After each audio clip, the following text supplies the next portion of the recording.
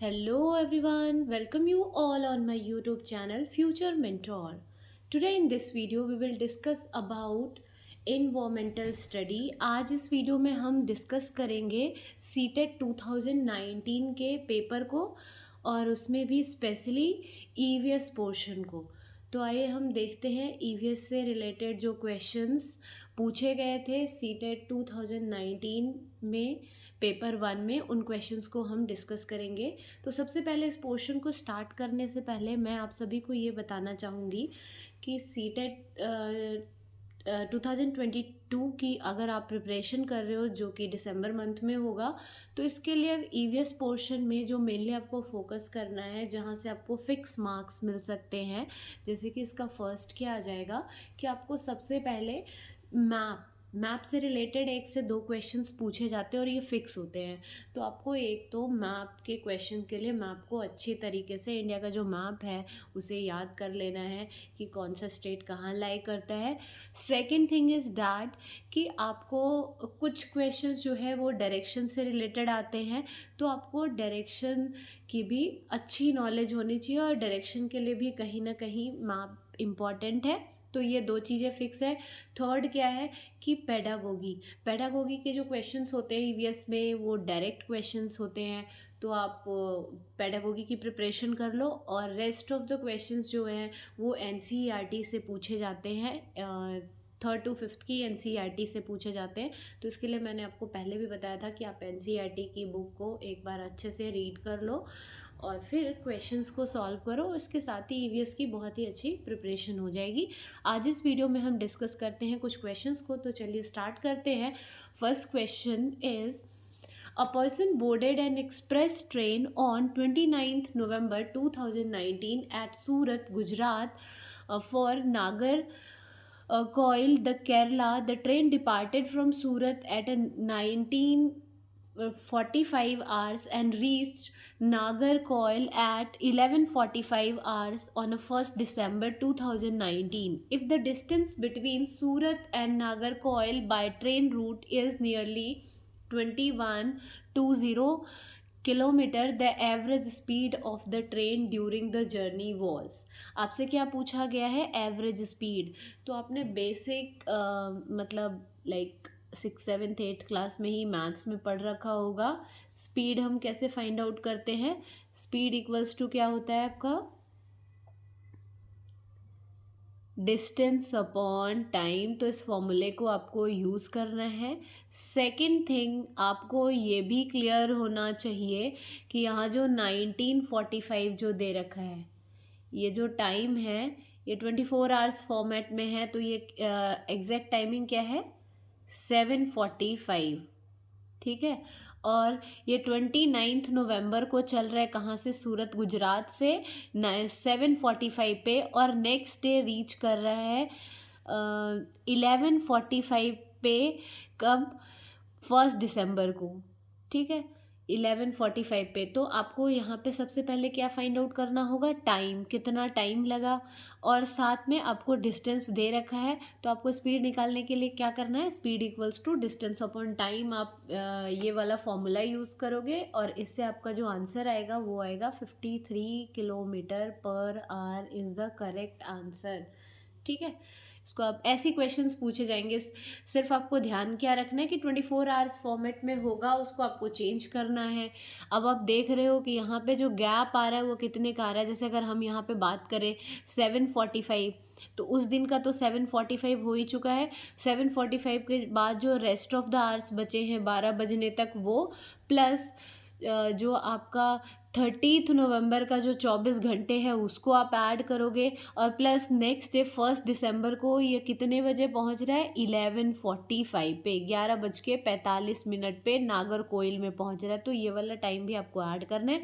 Distance आपको given है, आप डायरेक्टली फॉर्मूले में पुट करोगे S=D/T में, और आपका आंसर मिल जाएगा। Now we move to the next question. Which one of the following is a weight lifter of international fame? निम्नलिखित में से कौन अंतर्राष्ट्रीय ख्याति प्राप्त वेट लिफ्टर है? Sunita Williams, Bachendri Pal, Suryamani, Karnam Malleswari.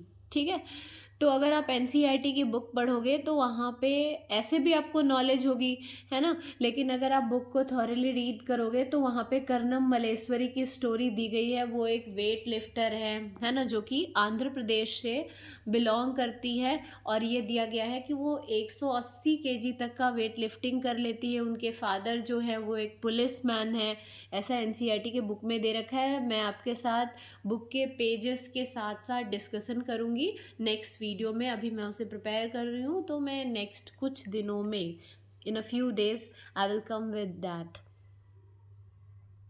Next is which one of the following is a group of roots. इनमें से कौन से हैं जो जड़ों के समूह हैं?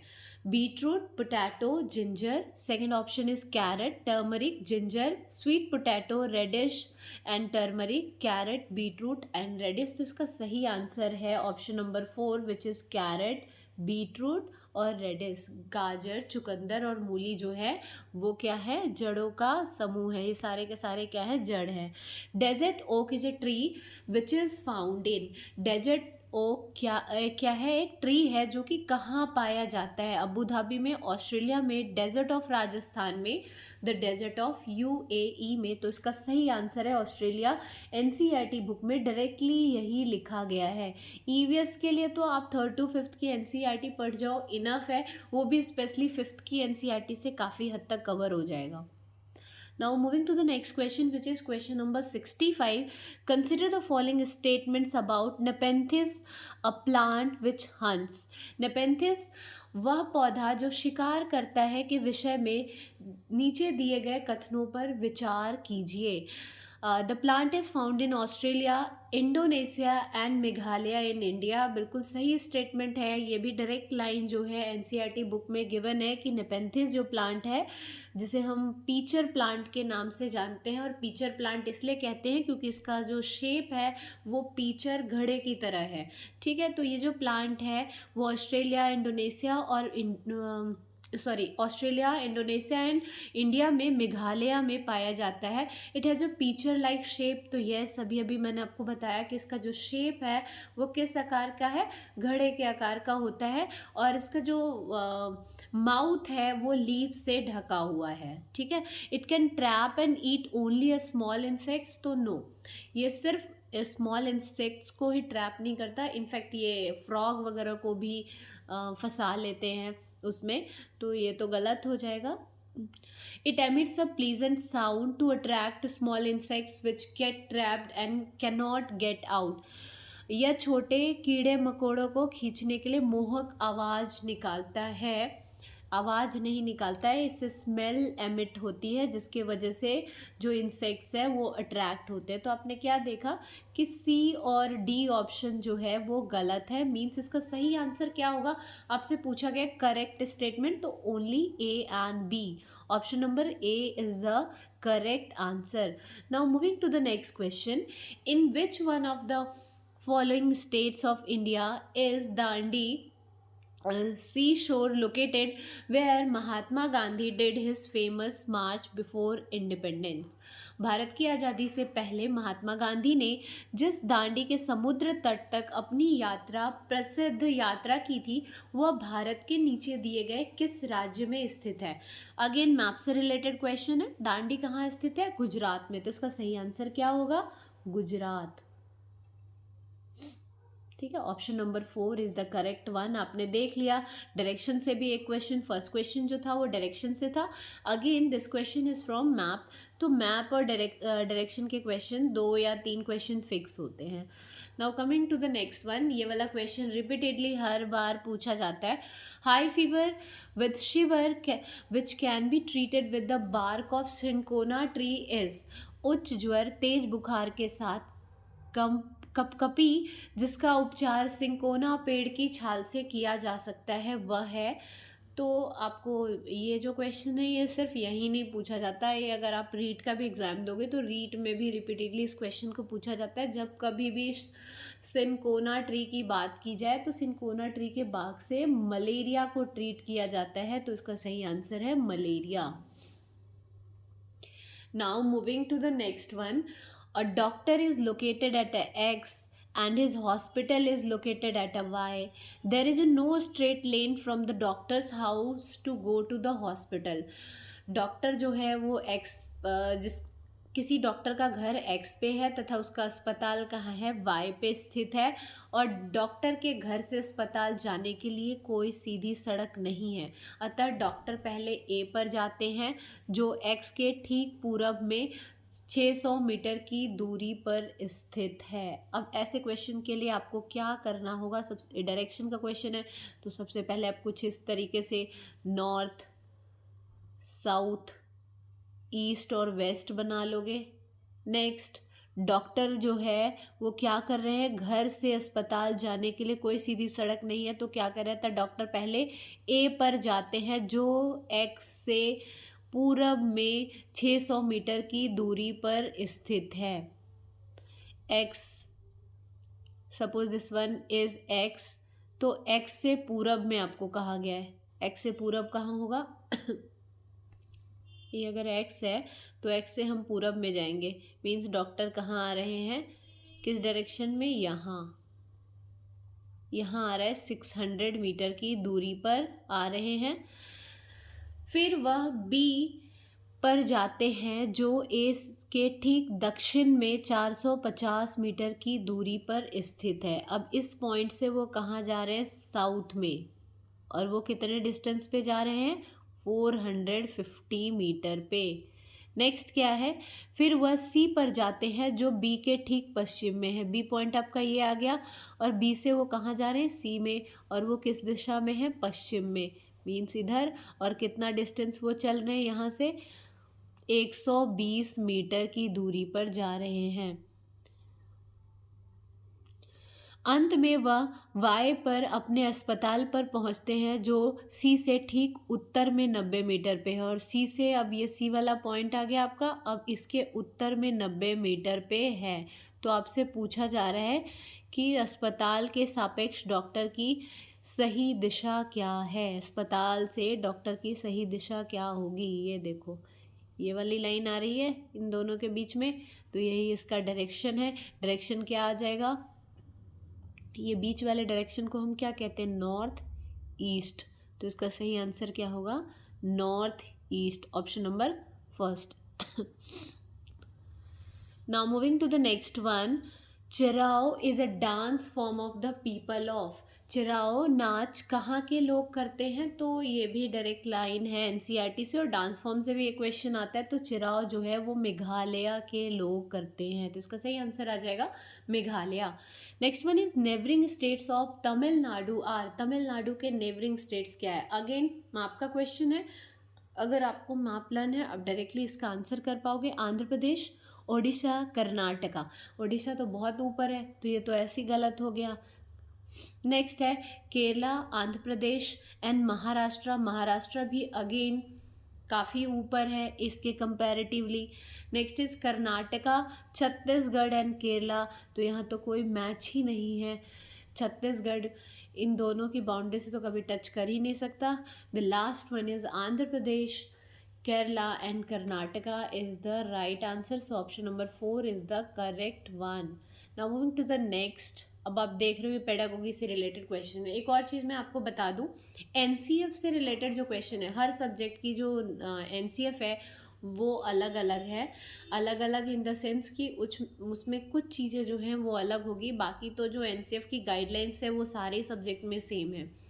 कि जो है रीडिंग को रोट लर्निंग से क्या ले जाना, हैंड्स ऑन एक्टिविटी की तरफ ले जाना, ये सारी चीज़ें जो दी गई हैं वो तो कॉमन है, बट हर एक सब्जेक्ट की थोड़ी डिफरेंट है। तो आप ट्राई करना कि आप हर सब्जेक्ट की एनसीएफ भी एक बार पढ़ लो।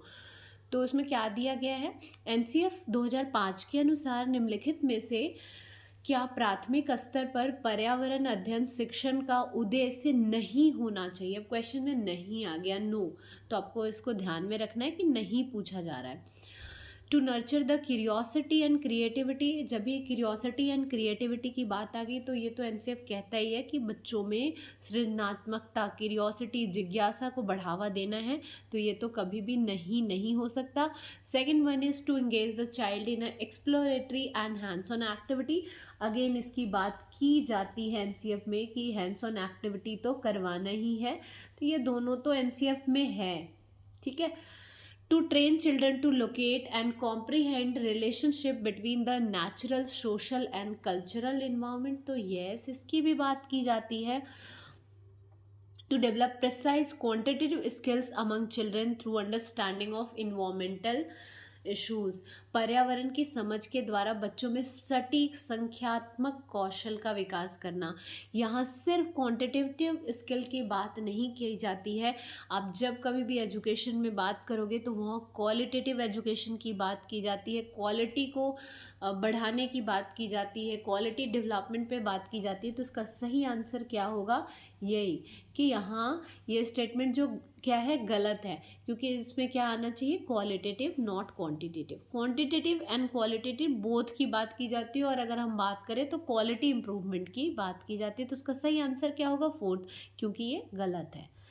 Now moving to the question number 72. EVS of a class 3rd to 5th is a subject area which integrates।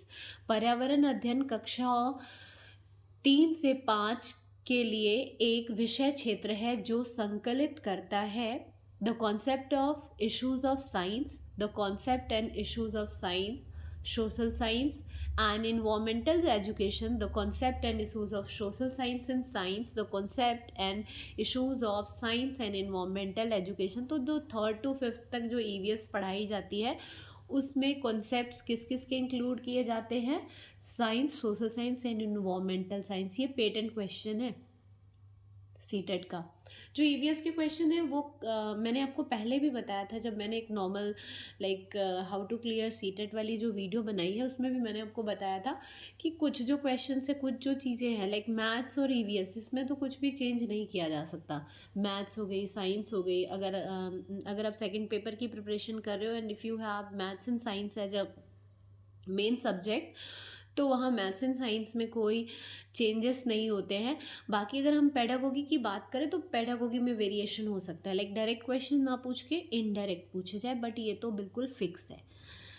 तो ये कुछ क्वेश्चंस है। ईवीएस तो आप जनरली 10 डेज में प्रिपेयर कर सकते हो अगर आप बहुत अच्छे सिर्फ क्वेश्चन करके भी। Next is which of the following is true with respect to EVS. निम्नलिखित में से क्या पर्यावरण अध्ययन के संदर्भ में सही है। EVS is a subject taught from class 1st to 5th। No, EVS मैंने आपको पहले भी बताया और वैसे भी आप सभी ने पढ़ रखा होगा, तो आपको पता है जो हमारी ईवीएस की बुक लगती थी वो कब से लगती थी, 3rd क्लास से। ईवीएस को 1st और 2nd में नहीं पढ़ाया जाता है। 1st और 2nd में ईवीएस की नॉलेज जो है वो हमें maths and language and mathematics के थ्रू दी जाती है, इसके लिए स्पेशल बुक नहीं लगाई जाती है, ठीक है। Next is for a class 1st and 2nd EVS is taught through a language and mathematics. बिल्कुल सही है, लैंग्वेज एंड मैथमेटिक्स के थ्रू पढ़ाई जाती है। For a class 2nd, 3rd and 5th issues and concern of EVS are taught through language and mathematics. No, 3rd, 4th में तो प्रॉपर ईवीएस की बुक लग जाती है। For a class 1st and 2nd concern and issues of EVS are taught through science and social science. तो इसका जो सही आंसर आपसे पूछा गया है, तो सही आंसर इसमें क्या है कि जो ईवीएस 1st, 2nd क्लास के लिए ईवीएस की बुक नहीं होती है, इसके कॉन्सेप्ट्स को हमें लैंग्वेज एंड मैथमेटिक्स के थ्रू पढ़ाया जाता है। तो इस चीज़ को आप ध्यान में रखेंगे क्योंकि ये सारे स्टेटमेंट्स जो है वो डायरेक्ट स्टेटमेंट है, ठीक है। Next, children get a lot of space to learn EVS through exploration. This indicates that बच्चों को पर्यावरण अध्ययन को सीखने के लिए खोजने के द्वारा पर्याप्त समय दिया जाता है, इंगित करता है। EVS is a learn through rote learning की बात पेडागोगी में कहीं भी नहीं की जाती है, तो ये तो गलत है। EVS is learn through information, EVS is a child centred और EVS is a teacher centred. अब यहाँ पे आप चाइल्ड को एक्सप्लोर करने का मौका देते हो, कुछ नया ढूंढने का मौका देते हो, तो ये कैसा एजुकेशन EVS क्या है, चाइल्ड सेंटर्ड है, बाल केंद्रित है, पर्यावरण अध्ययन क्या होगा? बाल केंद्रित। सही ऑप्शन क्या होगा? Option number 3। Which of the following is a sub-theme under the theme suggested in the EVS syllabus? Again, this is a very important question. Themes जो है वो आपको टिप्स पे रटे हुए होने चाहिए. themes के question हर बार आएंगे, ठीक है. तो इसमें क्या दिया गया? निम्नलिखित में से कौन सा पर्यावरण अध्ययन पाठ्यक्रम के सुझावित प्रकरणों का उपक्रम है? Family and friends, food, animals, things we make and do. तो अगर मैं बात करूँ थीम्स की, तो उसमें थीम्स क्या क्या है? थीम्स जो आता है आपका ईवीएस के अंडर, उसमें things we make and do है, फैमिली एंड फ्रेंड्स है, फूड है, शेल्टर है, ट्रैवल है. लेकिन एनिमल जो है वो सब थीम है, वो मेन थीम नहीं है. तो सही आंसर क्या हो जाएगा? जानवर. तो ये थे कुछ 15 question. Rest of the 15 question इस वाले सेट के जो है वो हम नेक्स्ट वीडियो में करेंगे. और साथ ही बाकी भी ईयर्स के प्रीवियस ईयर क्वेश्चंस जो है उसको हम डिस्कस कर लेंगे. और प्रॉपर बुक भी मैं आपके साथ डिस्कस करूँगी 3rd to 5th के, मतलब उसमें जो इम्पॉर्टेंट पार्ट्स हैं जिनसे क्वेश्चंस हर बार आते हैं वो मैं आप सभी के साथ डिस्कस करूँगी. So thanks for watching this video. Thank you all. और अगर आपको वीडियो अच्छी लगी तो प्लीज़ वीडियो को लाइक करें एंड चैनल को सब्सक्राइब करें और ज़्यादा से ज़्यादा लोगों के साथ वीडियो को शेयर करें सो डैट मैक्सिमम लोगों को इस वीडियो के थ्रू बेनिफिट मिल पाए. Thanks for watching this video. Thank you all.